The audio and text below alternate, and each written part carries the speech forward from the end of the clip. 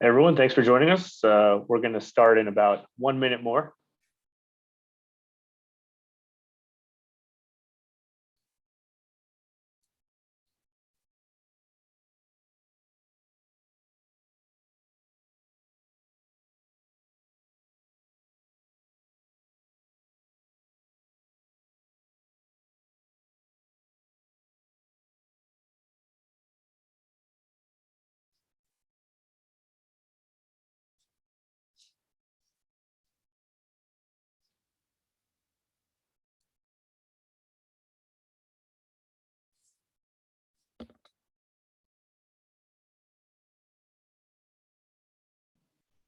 Okay, so there's a lot of intros today, so let's actually just get started.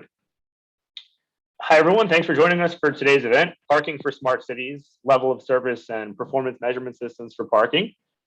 I'm John Patinos. I'm a project manager at the C2 Smart Center, which is a US DOT designated Tier 1 university transportation center tasked with taking recent advances in big data and technology and solving today's most pressing urban mobility challenges. A few administrative notes before we begin. As you've seen, the meeting's going to be recorded and uploaded to the C2 Smart Center YouTube channel with our other webinars and recorded seminars. We encourage questions. We love questions for our presenters. If you have any questions, comments, or suggestions about future research directions, I'd encourage you to ask our presenters in one of two ways. You can either use the Q&A button at the bottom of the Zoom screen, and I'll read them out loud to the presenter at the end during our Q&A segment, or you can raise your hand and I'll unmute you and you can ask our presenters directly. Today, we're really happy to be joined by our partners at UTEP. So Dr. Rui Long, Kelvin Cheu is a full professor with the Department of Civil Engineering at UTEP and director of the Border Intermodal Gateway Transportation Laboratory. He's also an associate director for research at C2 Smart. His research interests and expertise include application of AI in transportation, ITS, traffic operations, highway capacity and geometric design, public and intermodal transportation, transportation logistics, and transportation security. And he's actually the PI of the research you'll hear about today. Jeff Widener is an assistant professor in the Department of Civil Engineering at UTEP. After moving from Philadelphia, coming to UTEP, he spent 4 years as the practice leader for research at Intelligent Infrastructure Systems, which is a company focused on solving infrastructure engineering challenges through the application of technology. And he's also a C2 Smart Center PI. And Dr. Okan Garbuz is an assistant research scientist in the research and implementation program at the El Paso office of the Texas A&M Transportation Institute. His areas of expertise include parking, demand and supply, pricing, econometric analysis, intelligent transportation systems, and innovative transportation finance. I think after joining TTI, Dr. Garbuz started working in assessment of transportation reinvestment zones. And his focus on these projects has been related to developing methodologies to predict growth rates and forecast socioeconomic indicators affected by land development. So we're really happy to have all three of you here today. I think Professor Widener, why don't you go ahead and we can get started. Sure, thanks. So yeah, Jeff Widener from UTEP, and my background is actually in structural engineering, so I'm a little bit of a fish out of water on this project, but I've had the opportunity to collaborate with Dr. Cheu over the past couple years on some smart cities related projects, this being one of the more recent ones. And I'm excited to kick this presentation off. About halfway through, I'm going to pass it over to Okan to finish up. So let's get started. Some general things to get out of the way at the start. This is our content and it reflects our views. And while the project was supported by US DOT through C2 Smart, it's our responsibility. I do want to take this time to acknowledge C2 Smart for funding this project and also to acknowledge some of our local partners from the city of El Paso. So specifically David Coronado, who's the director of the International Bridges Division at the city, and Paul Stressow, who is in charge of parking for the city of El Paso. They provided us with a lot of data related to the downtown parking. And to Mr. Jianxing Yang from the city of El Paso Streets and Maintenance Department, which is effectively the transportation department for the city. He shared some signal timing data that we used in this research. So we really appreciate having those partners on this project. Our team was led by Dr. Cheu, who was the PI on this project. I was a co-PI. Dr. Gabuz was the sort of subject matter expert on parking specifically. And we had three students working on this. So Fernie Briones was the lead graduate student. He's wrapping up his master's degree now. And then we had two undergraduate researchers, Danielle Madrid and Lauren Brown. Lauren's already decided to stay for her master's degree, which we're excited about, and we're hopeful that Danielle is going to hang around as well. And everybody contributed in a lot of different ways to this project. So we're talking parking. That's something that's near and dear to people's hearts here in America, maybe more so than they even realize, because we don't think about it that much in the regular course of our lives. So we're going to lay the groundwork for the research, and we're going to talk about a broad range of parking related research objectives here, specifically level of service analysis procedures for off-street parking. So that's parking lots and parking garages. We're going to talk about performance management systems for smart garages, and then some performance management for on-street parking as well. And then we'll kind of wrap it all up and take some questions. So the role of, I think it's difficult to actually overstate the role of parking in our society, especially here in the United States. Outside of the biggest, oldest American cities, parking kind of shapes everything. You look at single family homes, they're designed with driveways and with parking garages front and center. That shapes our neighborhoods. Parking shapes our downtown areas. The way the built environment looks is heavily influenced by parking. From the human perspective, it influences our actions. Whenever we get into our vehicle, that vehicle's parked. And when we take it somewhere and get out, we're parking it again. It starts and ends every trip we take. From the perspective of the vehicle itself, it's going to spend 75 or 95% of its time parked somewhere for the most part. And yet this is not really considered in the highway capacity manual. So there's not a chapter on the level of service for parking facilities. And then additionally, as we sort of adapt our engineering lexicon to account for this greater influence of smart infrastructure, moving towards IoT and connected vehicles and all this, there's a big question around smart parking. What is it? And what will it be in the future? These are the big questions that we're trying to tackle in this research project. So more specifically, we're going to look to develop a level of service analysis procedure for off-street parking. That includes two types of open surface lots, single and multiple entrance lots, as well as a garage with a single entrance. We're looking to develop ConOps for the smart garage parking management system and for our performance management system, and the same for the on-street parking. And we're going to be looking into the equations that we can use to predict search time, which is a key parameter throughout all of our work, specifically as a function of occupancy ratio, so the percentage of the parking in a region that is occupied. And so, as I said, search time was a key criteria. So when we start looking into the literature, one of the primary references we are going to use here is our own reference, right? This is from Okan's PhD work, where he associated parking search time with level of service. And so we've adopted the level of service scale that we're all familiar with from roadway performance. And the search time ranges were based on a survey of, I believe, 1,000 students here at UTEP and how they feel about parking. So it's sort of a quantitative search range and a qualitative description of how that search range is represented.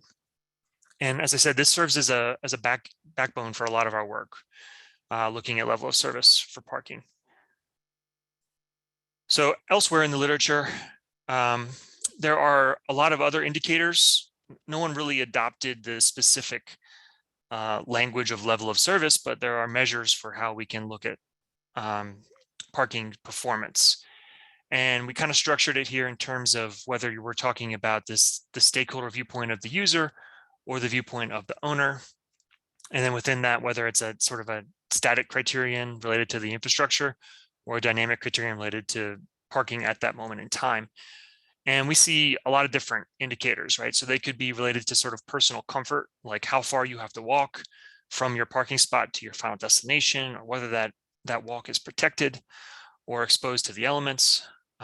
There's some specifically infrastructure related criteria related to the geometric design of the lot, to signage, things like that.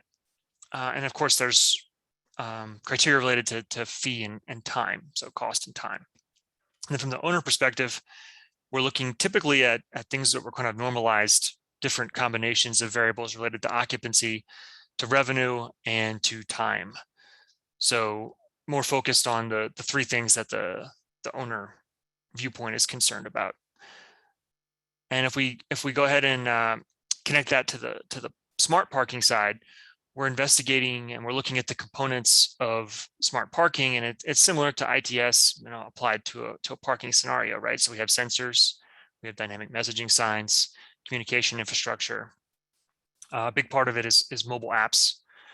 And there are some existing case studies of performance-based smart parking, particularly San Francisco, Los Angeles, and Seattle. So all kind of located on the West Coast. Those are the three that we focused on in our initial search of the literature. So let's go ahead and get into what we did here on campus. So our first objective was to look at level of service for off-street parking. And as I mentioned, we looked at 3 different off-street parking facilities. That was an open surface lot with 1 entrance, open surface lot with multiple entrances, and a garage with 1 entrance. We looked at 3 different specific approaches to measuring search time, which was our performance parameter of interest. They were a license plate matching method, a test vehicle method, and a video observation method. And we sort of applied them. We didn't apply everything like in a full factorial approach, right? We applied them case by case, and I'll kind of talk about why. But one thing I want to note here is that this project kicked off, in March 2020, so right at the start of the pandemic, and we had to do a lot of coming up with alternative ways to consider what we were originally thinking about doing. And I just want to say that I'm really proud of the team, because I think, we worked great on this and we came up with some good research, basically working together, but completely apart for almost the entire project. So let's look at the first approach, which was the license plate matching method. So this is the exception. This data was collected during Dr. Cheu's transportation course as an assignment for the course. So it was collected prior to the start of the pandemic, and we leveraged it for this project. Basically, the approach is you have a parking facility that you kind of divide up into however many modules you need to adequately cover it with observers. And then you stick 1 additional observer at the entrance to the garage. That person at the entrance will just keep track of the time that vehicles enter the garage and the last 4 digits of their license plate. In Texas, we have a 3-letter 4-number license plate, so it's pretty straightforward to record those 4 numbers. And this was done over 15-minute windows.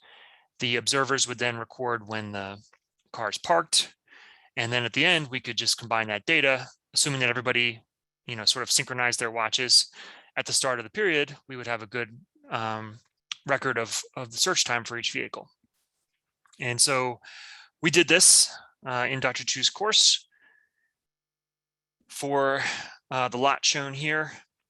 And on the right-hand side, you see sort of the raw data of an hour of parking time. So between 9:15 and 10:15 a.m. And we had 25 vehicles come in and park. And you can see the combined data there. So essentially the 2 raw timestamps, and then the search time being the difference between the 2, and whether or not the parking facility had reached 100% occupancy, which it did not in that time window.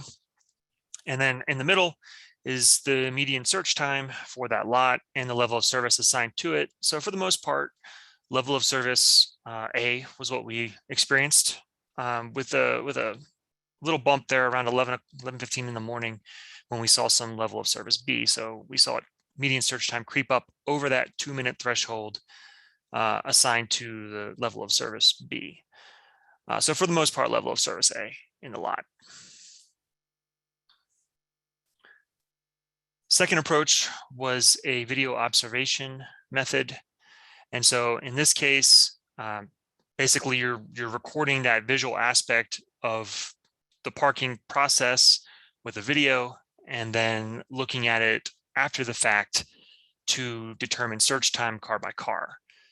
So this obviously decreases the number of required observers. It takes away the issues that may arise from a clock synchronization problem, a transcription problem for license plates, etc. Obviously, it's very critical that you get really good video. And that the person who's doing this is being very diligent about recording timestamps via the video clock, as opposed to doing something outside of the video altogether. And so, basically you just go car by car, track when the car enters the lot, track when the car parks, and record that search time. One of the main advantages here is, because this is done sort of not in real time, is that it can be repeated by either different researchers or by the same person twice, just to make sure that we're getting the accurate search time data. And so we did this as well. By the time that we got to this point, we were unable to do this on campus with live parking. So we had to adopt an alternative approach, and we were fortunate to identify a couple great YouTube videos that were taken via drone of this parking lot, which was in the Netherlands. And you can see it's a 2-entrance lot. So we have entrance X and entrance Y. And then there's an exit over to the left there as well. And the nice thing about this data set was the video was really great. It's 2 videos of about 20 minutes long each. For some reason, someone decided to fly a drone over a parking lot and put it on YouTube, but it was perfect for our application. And we were able to track vehicles entering and parking. And as you can see, the occupancy of this lot was pretty high. So we saw, decreases in level of service in this case. What's interesting, I think, also to note is kind of the design of this lot. I mean, there are lots like this in the United States, but for the most part, this looks much more like a European experience, right? Smaller cars, tighter spaces.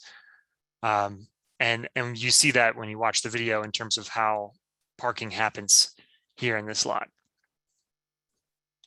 And so the data here was taken manually, as I said. So each car was tracked individually from entrance to the lot to parking, and which entrance they came in. So our third approach was a test vehicle method. And so this was also conducted after the start of the pandemic. So we had to make some adjustments for the fact that the garage was essentially empty at the time. But basically, similar to working in the lots, we're going to divide it up into M number of modules, however many you may need.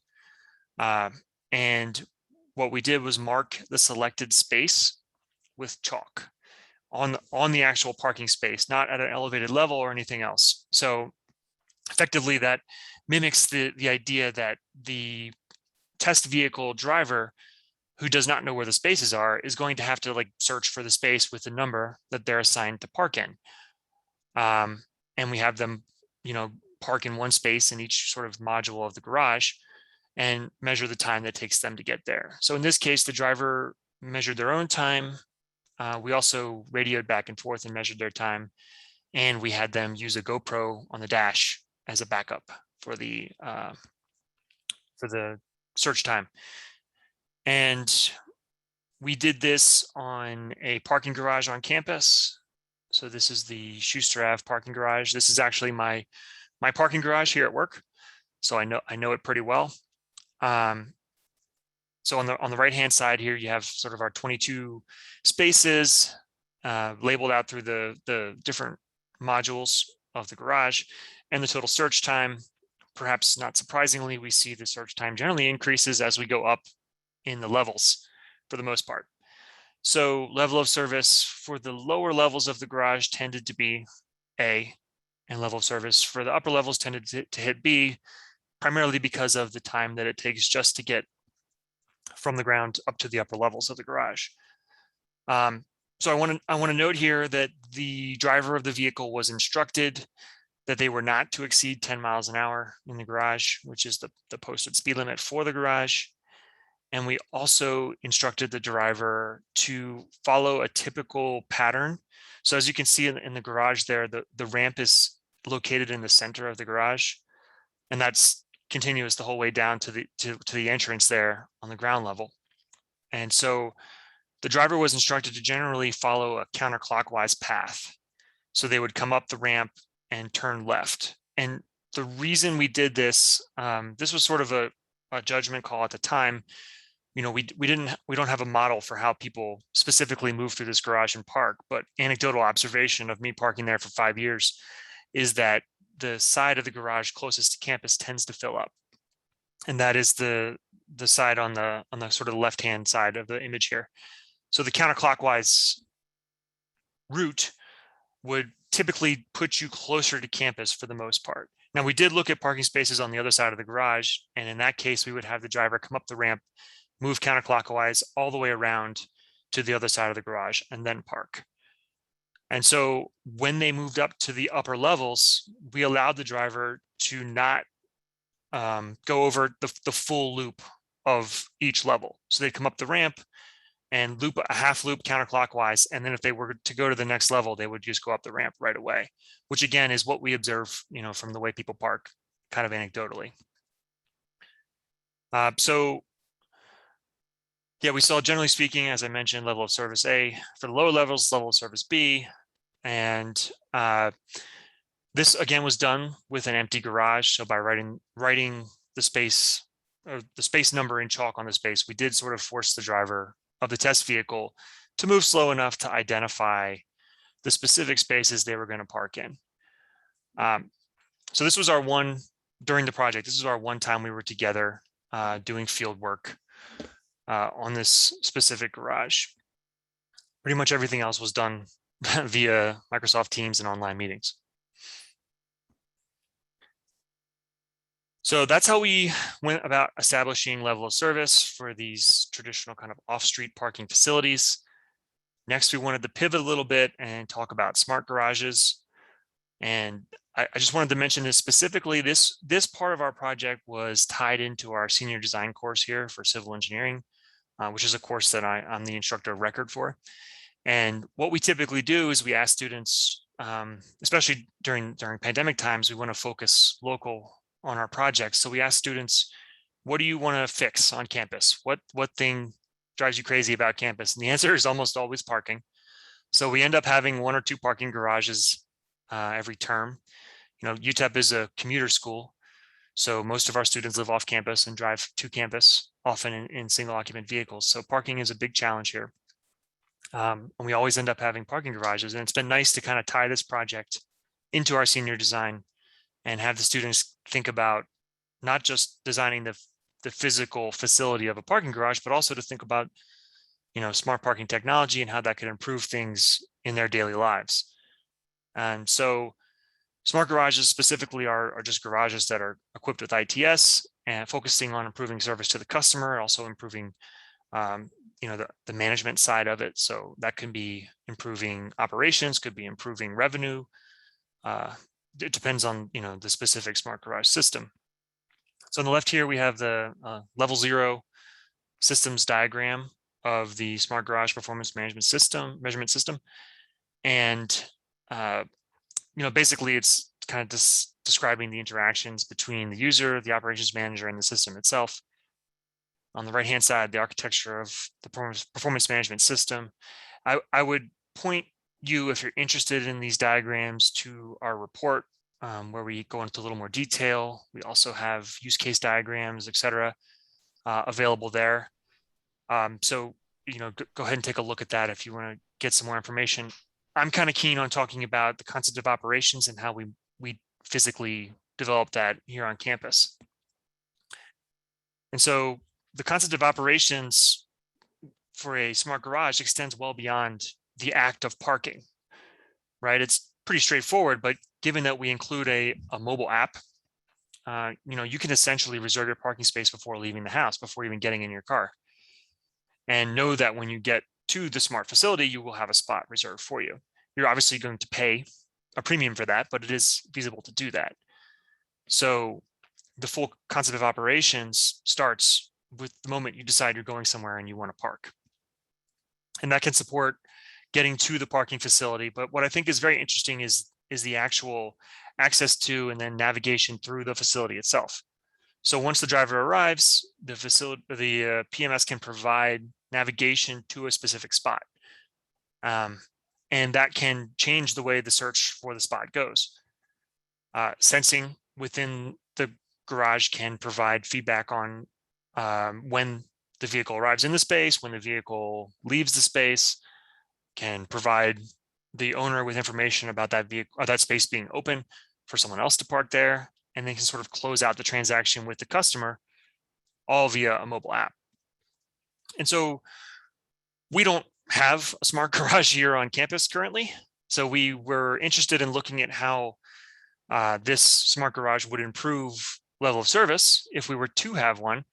And so what we did was we focused primarily on the in-facility movement of the vehicle and tried to mimic a smart garage without actually having to spend the investment capital to make a garage smart, even in a pilot form. And so we focused again on search time, and we looked at the same garage, the same 22 parking spaces in those different modules. We used the test vehicle method again.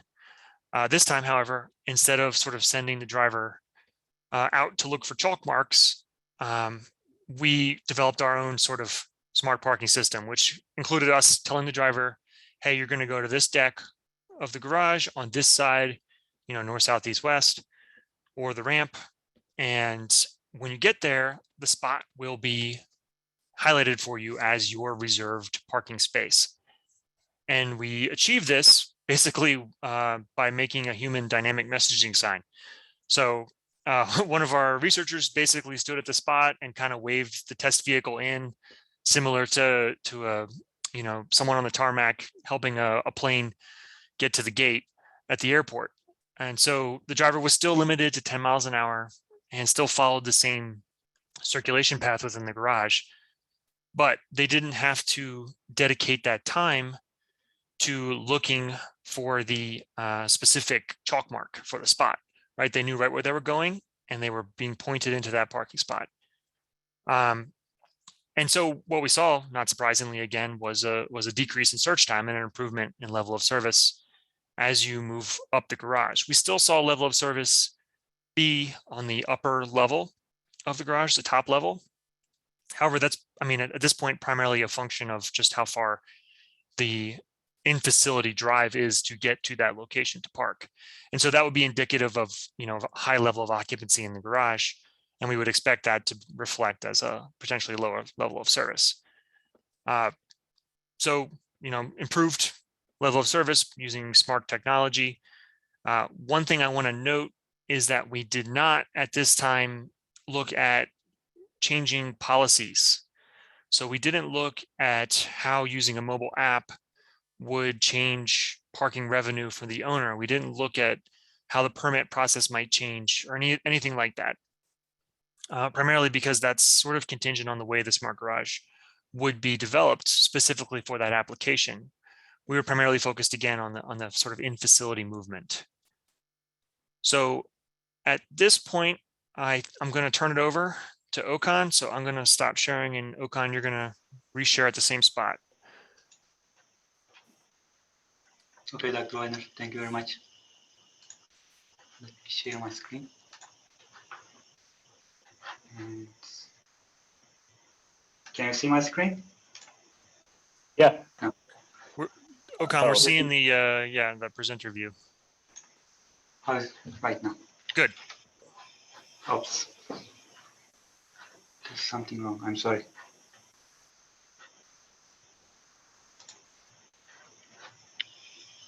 I want to use. Okay. I don't want to use this one. No.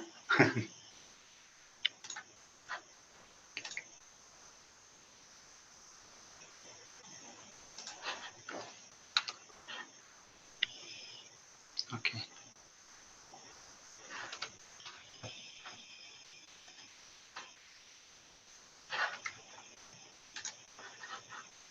I'm sorry. It's all right.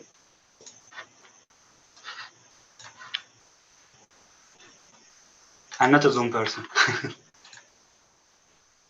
So let me do that way. I will move this here and share.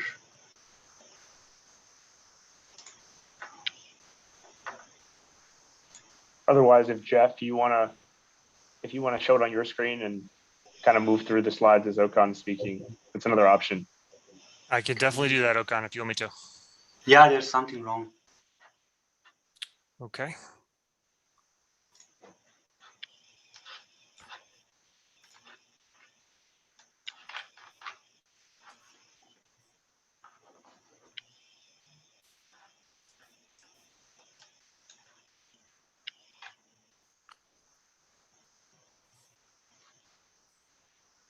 Are we good? Yeah, we can go with 19. Okay. Thank you, Dr. Widener, and sorry for the inconvenience. This is Okan, and today I'm going to talk about the on-street parking performance measurements and estimating the search time for on-street parking. And at the end, I will summarize today's presentation with giving the overall findings. And as you all know, that on-street parking is more challenging compared to the off-street parking, and it is usually managed by the local agencies, cities, or the municipalities. So a smart on-street parking system that will make use of a performance measurement system to implement policies and monitor performance measure. So for that reason, we identified or we defined 6 levels of performance measures for on-street parking. We consider access control, method of payment, verification, and the enforcement.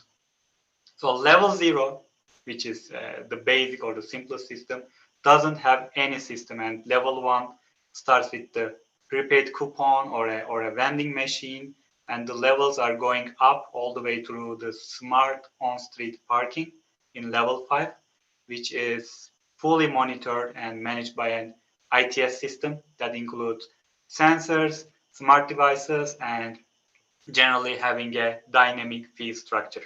So we can move to the next slide. And the level of congestion of on-street parking spaces is, as Dr. Widener mentioned, is measured by the occupancy ratio. And it is the rate of occupied parking space over the total count of overall parking spaces. Like the cities, we mentioned San Francisco or Seattle or LA, they're trying to achieve an occupancy ratio of 0.85, or in other words, 85%. So they are saying that an occupancy level over 85% will lead to a higher search time, and that will create a congestion. But the lower ratios, like less than 70%, may show that the parking is underutilized. And after defining the levels of smart on-street parking performance measurement systems, what we did was we compared their capability for the production of the data to calculate the occupancy ratio.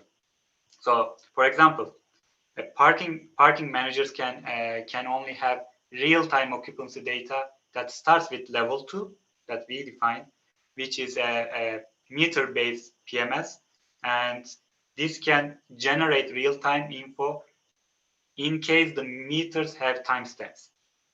So we can go for the next slide. And this slide is similar to what Dr. Widener showed. It demonstrates the operational description of the on-street parking systems, or we can say a level 5 system. So we are saying that every parking space in level 5 should be instrumented with a vehicle sensor, which is to detect the presence of a vehicle in real time, then so that the system can verify if the occupant has paid or if a space has been reserved by a driver. So the readings from multiple sensors in a zone or in a garage, in a lot, are then aggregated to a form, or to give the information for the overall zone's occupancy ratio. So in the system, or in this system, every parking space is equipped with a dynamic message sign, and it tells the driver and the system that the space is available, not available, or reserved, or the paid or unpaid. And this computer server in the middle houses a database that stores all the driver accounts, their transaction records, even their violation records. So then also it monitors the occupancy in real time. It helps, as Dr. Widener mentioned, guides the drivers by giving information, the dynamic message signs or mobile devices, and the driver can go and find the available stall. And a mobile application, in this case, if it is installed in driver's smart device, that will help driver to make queries for a parking lot or multiple parking lots in a region. And it can also display messages received from the server that telling that the payment is over or it needs to be an extension. So the figure on the right shows the layout and the connections of the subsystems for a level 5 PMS system. So we can go for the next slide. And this flow chart summarizes the processes of a user's interaction with a smart on-street parking system, which is very similar that Dr. Widener already showed.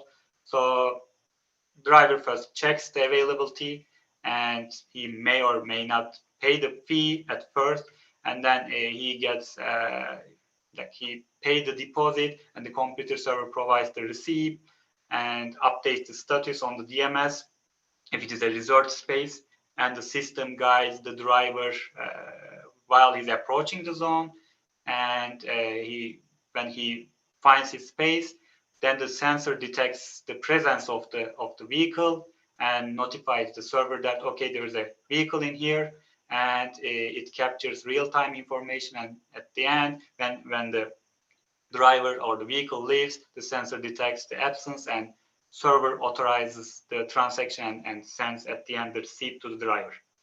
So we can move to the next slide.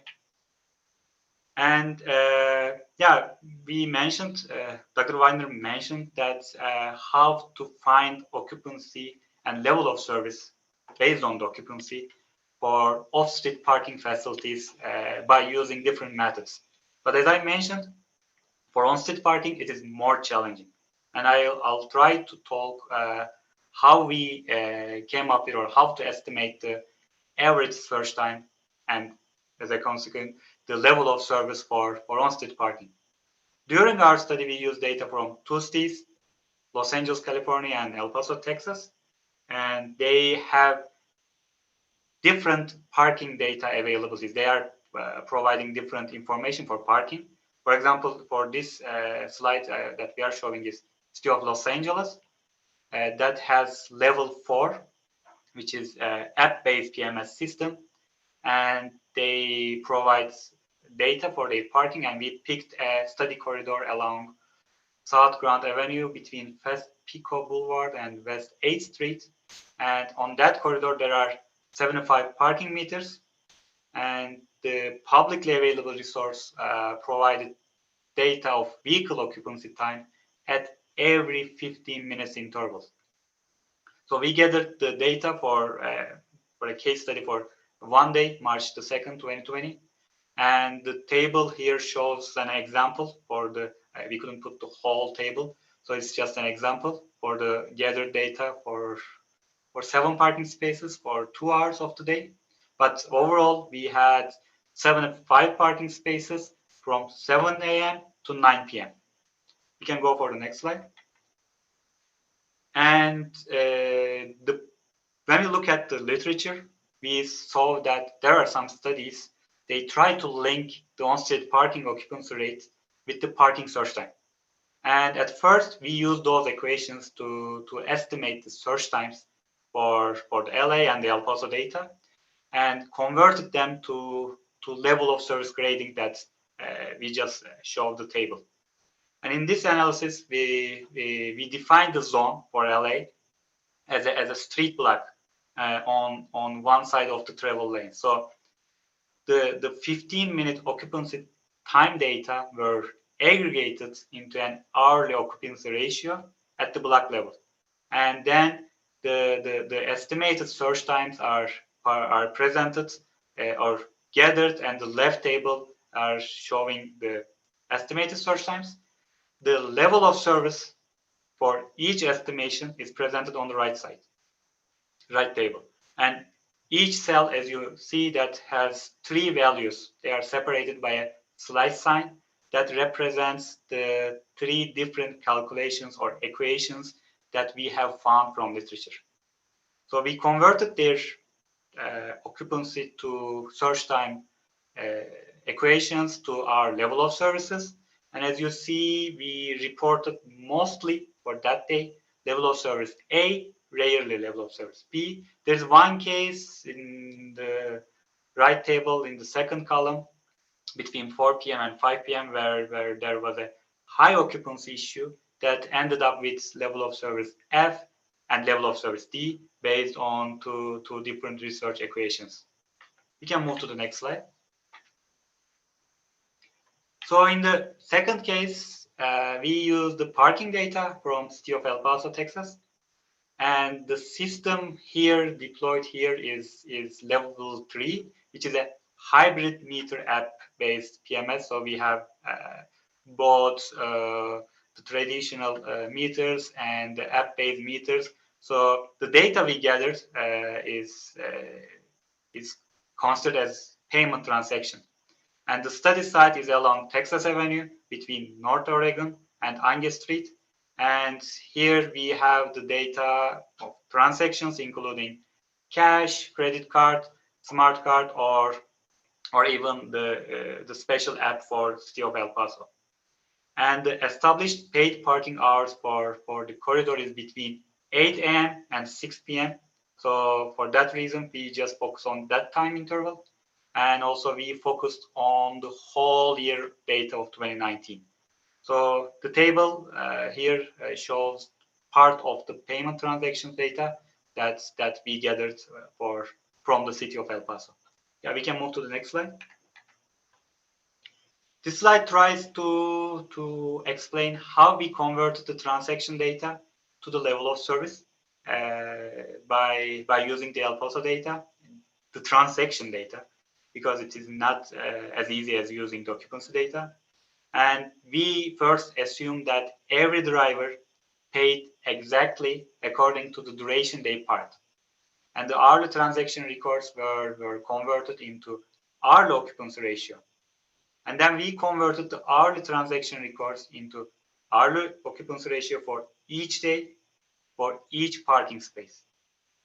The occupancy ratio was only for a particular parking space. So by considering the number of parking spaces in a street block, we found the annual average occupancy ratio per hour for each block. And as I mentioned, using three equations from the literature, we developed a search time per hour table with three different search time estimations for each block. And then we converted that to the level of service per hour for each block. And in this case, we found that the entire site or the entire corridor had level of service A all the time. We can move to the next slide. And the literature review, as I have been mentioning, found that the average search time for on-street parking was a function of occupancy ratio.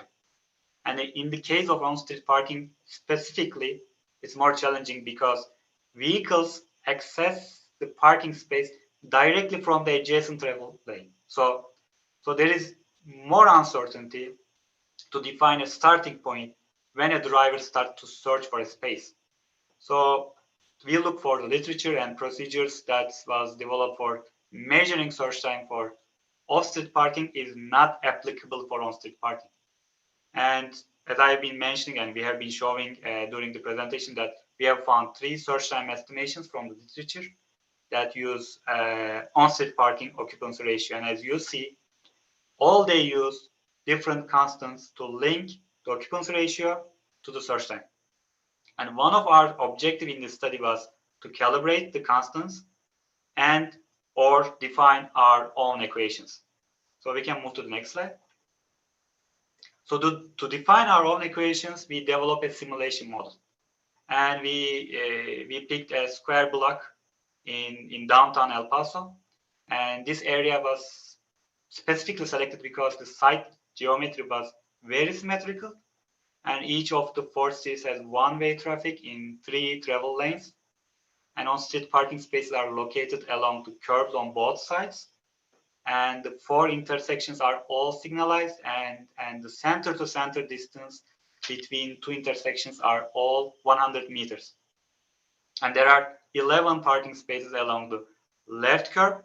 And in this example or in this experiment, we only look for the parking spaces along the left curb. And what we did was we first asked for City of El Paso to gather traffic signal timing and intersection traffic counts during the morning peaks for the intersections that are shown. And we defined the simulation in a manner that each parking vehicle initially searched for a parking space on Rio Grande Avenue, followed by Campbell, Arizona, and Kansas.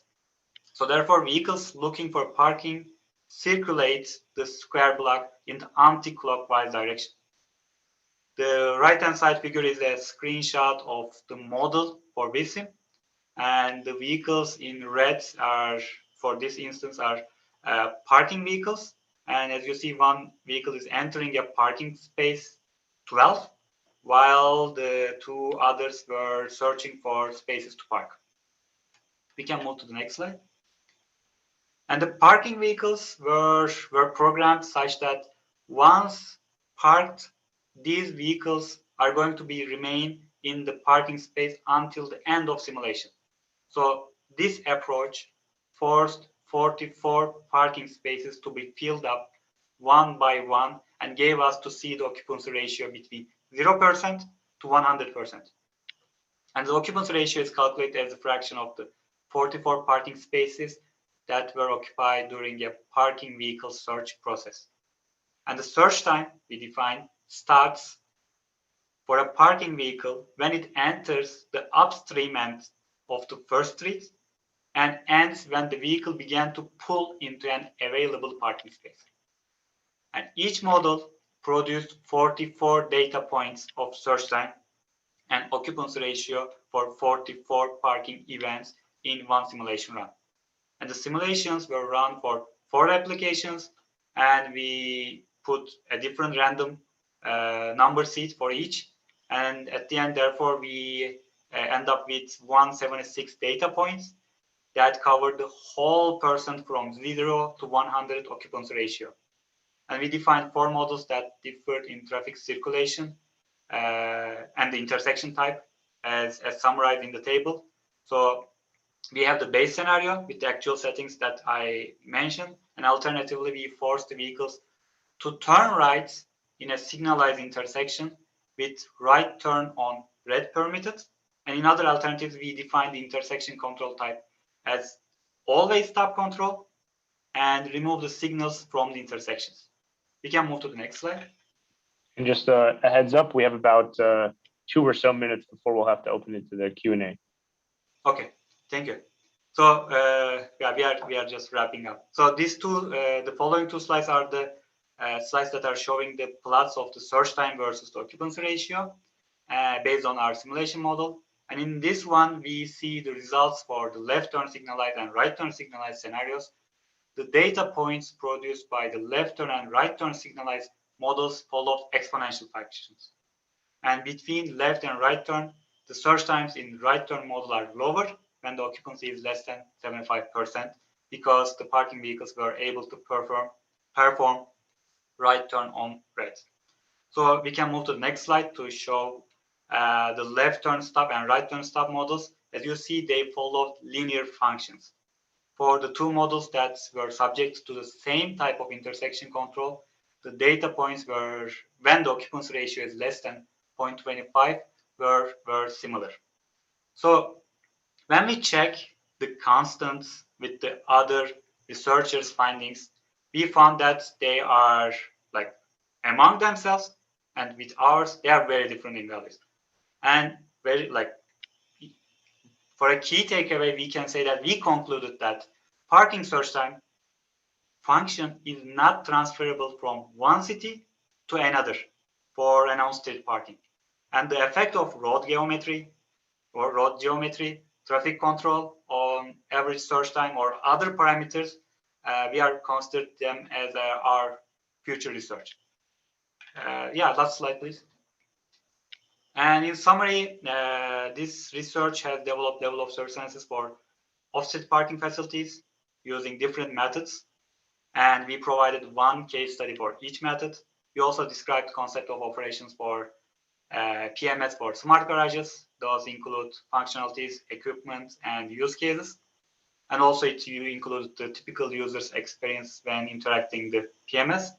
And we defined 6 levels of PMS for on-street parking according to the system's capability into the collection of occupancy data and payment. And they range from level 0 to level 5, which is called smart on-street parking PMS. And we use 2 data sources to develop our case studies for level of service analysis for on-street parking that use directly the occupancy information or indirectly the payment of transactions. And finally, because of the need to estimate search time for occupancy ratio, 4 equations of average search time as linear and exponential functions of occupancy ratio have been calibrated using the data generated by our wisdom simulations. So yeah, that's all we have for today. If you have any questions or comments, we will be happy to hear. Thank you. Okay, great. Thank you very much, Dr. Widener and Dr. Gebrutz, as well as Dr. Cheu. So please feel free to use the Q&A button at the bottom of the screen to ask your questions, or as I said earlier, you can also raise your hand and I'll allow you to unmute and ask your questions directly to our presenters. Just to kick things off, I was wondering if you could again clarify the difference between level of service and search time and kind of explain why you're not just optimizing for search time in these proposed smart parking management systems. Okan, you want to take that one? Yeah, so that's a very general concept, especially in transportation engineering, that is used level of service. Can we show the slide on the level of service? I think it is 3rd or 4th. Number 10, I think. Or you want to jump in, Dr. Cheu, to answer that question? No, you go ahead. I think I just want to show the slides. Yes. So yeah, it is a very general concept in transportation to use level of service. That's used generally in highways, intersections, and it's clearly defined for those kind of systems in highway capacity manual. So it helps like overall user to grade. It's like grading a student. So what's the grade of my infrastructure? That's kind of stuff. So instead of saying 2 minutes, 3 minutes, 5 minutes, you are grading the system. You are grading the infrastructure. So we saw that while we were working for parking, we realized that that's a need for parking because parking is an important infrastructure in transportation, which doesn't have a level of service. And that's why this is a study back in 2019. We asked users to define their feelings and link their search time.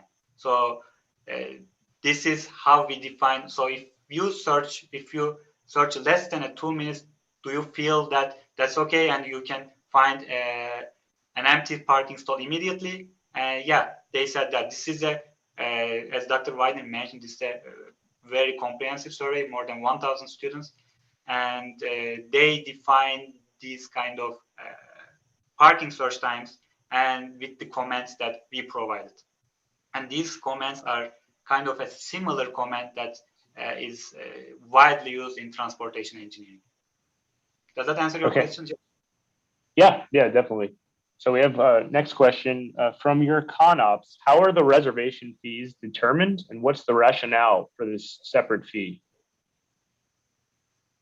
So I guess you mentioned you have this reserve a space option here in the ConOps, and there's an additional fee if you want to reserve your space in advance. What's the rationale for charging this, and how are they determined? So I think I mentioned this in passing. This is listed as a deposit in the ConOps. So to be clear, I think that the intention was that the deposit was part of the total fee, not additional.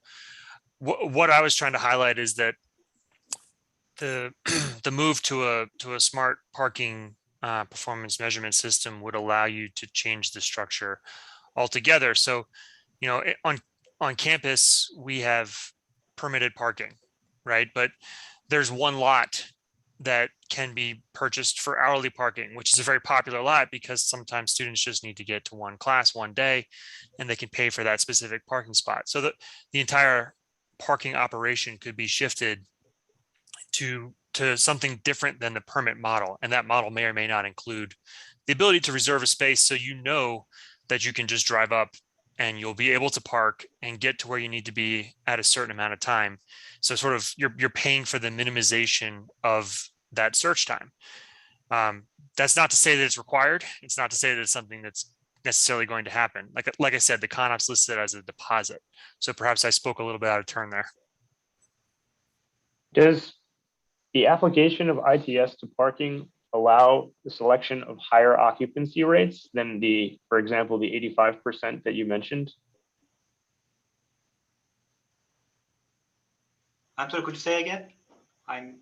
So earlier you mentioned that 85%, the occupancy ratio of 85% was selected by, I think, the cities of Seattle and correct. And so by using ITS, are you able to then select higher occupancy ratios as things change more rapidly than dynamically? You have a greater number of data points. Actually, that's a really good question. So what they do in the examples for 85% is they use historical data. They are checking for a specific zone or a block, and they see if it is over 95%, they decrease the price or they increase the price. They try to keep the occupancy ratio between 70% and 85%. So, but they do not have smart parking. That's a really good point. So, as far as I know, DC is trying to do a dynamic pricing to improve that 85 to 95. So, in our scope, we didn't look at that, but that can be done with the ITS. That's correct. If you have real-time information, if you can manage your parking lot or parking zone better using the ITS, you can definitely increase your occupancy ratio or the threshold to 85 to 95. But generally, as the Dr. Cheu, who is the main parking guru, says that at least for a block there should be at least one empty stall for like any time there should be one empty parking stall for a block. So which leads to like 90 to 95%. Yeah, that's right. I remember reading that you set the price as lowest possible price that leaves exactly one space open at all times. And ITS perhaps is an avenue to get there. So we have time for one more, and it's so just to hammer this home, do you have an estimate or some estimate, or maybe in passing the research you've been reading, what is to be gained in terms of emissions, accident, congestion reduction by adopting the smart parking management systems like the type you're proposing? So definitely the congestion will reduce. Definitely. The literature we read, like it changes a lot depending on where the study was taken place.